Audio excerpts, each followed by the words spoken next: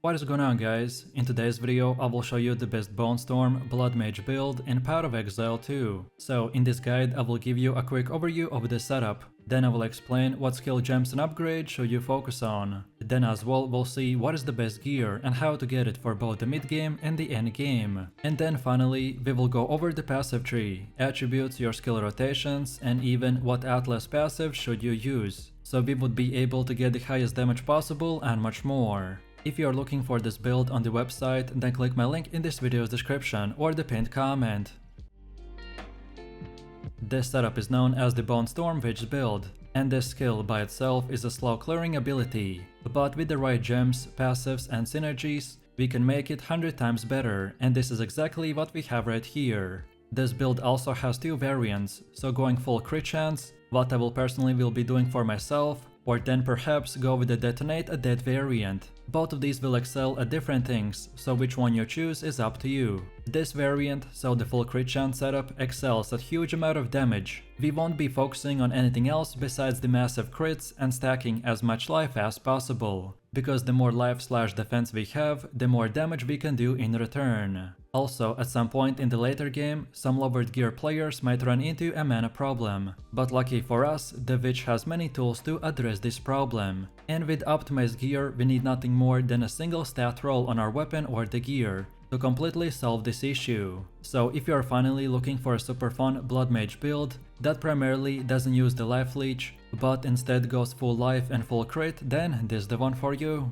So let me show you the build, and for the main class I have chosen to go with the Witch, and our ascendancy is the Blood Mage. Then for the first skill we have the Bone Storm, with support gems such as the Brutality, Arcane Tempo, Inevitable Critical and the Super Critical. Then second we got the Bone Cage with the Spell Cascade, Lockdown and the Splinter. Then next we got the Life Remnant with the Vitality, Clarity and the Cannibalism. Then next we have the Combat Frenzy with the Perfusion, Pin and the Potential. And finally for the last one we got the Bone Blast with no support gems. Most of this setup is structured around using the Bone Storm and the Bone Cage to delete enemies left and right, so we use gems and skills that will support and increase their area and damage, while the rest are powerful buffs and utility skills that usually get activated in the background.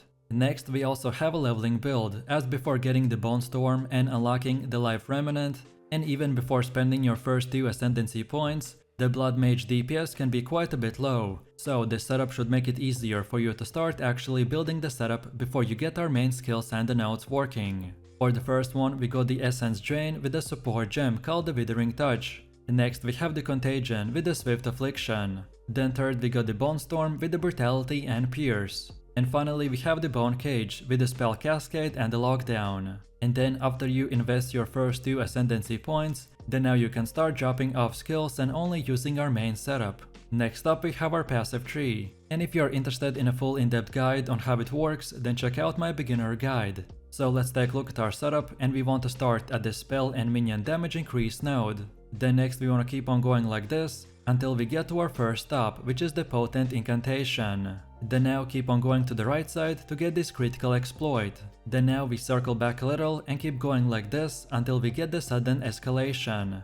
Then now from this point we go down like this, then take the right path and keep going until this point, and then keep going all the way up until the Tempered Mind. Then next we go down a bit and then take right, which will take us all the way to our first keystone, the Resonance. Then from this point we want to circle back again and simply get the last 2 priority nodes called the Power Within and the Last for Power. And then finally from this point and onwards you can unlock the rest of the nodes in whatever order you prefer. All of the nodes that we got are important, but the ones I mentioned have the top priority, as they're the most important ones to acquire early on in the game, to make our build functional, and then in the late game to make it even more powerful.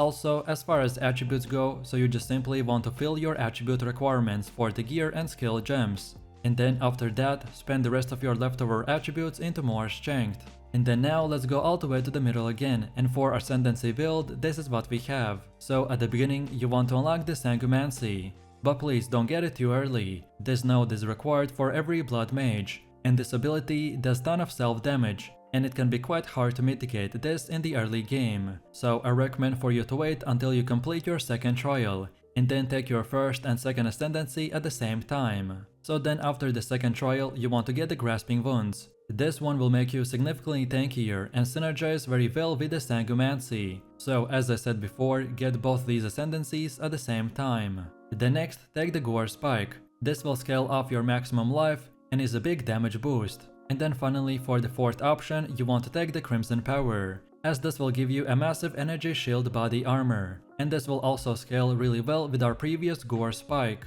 In PoE 2, earning skill points take a lot of hard work, so it will be wise not to spend your points recklessly. Of course, you can refund your passive points later, but only at a cost, so following a specific setup is extremely useful. If you are following this build, then make sure not to deviate from it, as some of the decisions that I made might not make sense at first, but is going to pay off later. So feel free to use the exact same path as I have right here. And don't forget to check this video description to find the link for this website, and this should make it easier for you to follow the tree. Next up we have our Atlas passives, and the general idea behind this is to aim for bonus passives that spawn a lot of grouped up monsters, such as in expeditions or the rituals. Our Bonestorm Blood Mage build won't be doing crazy amount of damage against single targets, so we mainly want to do very small farming in boss maps or the essences. So then when we start, we want to first of all get this bottom right side like this, then from here go like this until we get all the way to the left side.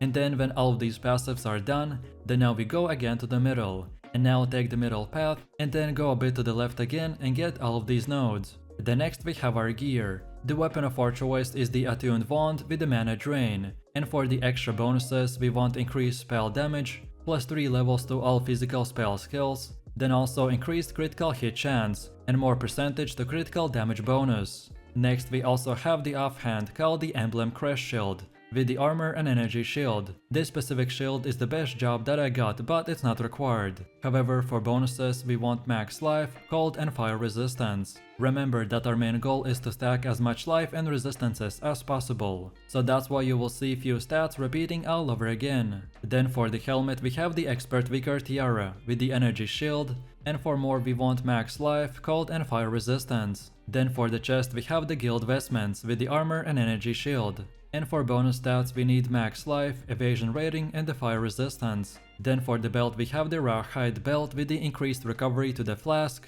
and for the extras we want max life, lightning and chaos resistance. Then for the gloves we got the Torn gloves with the energy shield, and for more we want max life, increased armor and evasion. Then for boots we're using the Bushwhack with the evasion. For this build we will need to get these boots or use the pin gem on our Combat Frenzy, so which option you prefer it's up to you, but if you have the pin then the boots are not required, but still very powerful, so get it or not, but at least go with as high movement speed as possible. Then also get evasion rating and more to dexterity. Then for the first ring get the Ruby ring with fire resistance, and for more we want max life, lightning and chaos resistance. While on the second one we got the Sapphire ring with cold resistance, and for more get max life, fire or lightning resistance.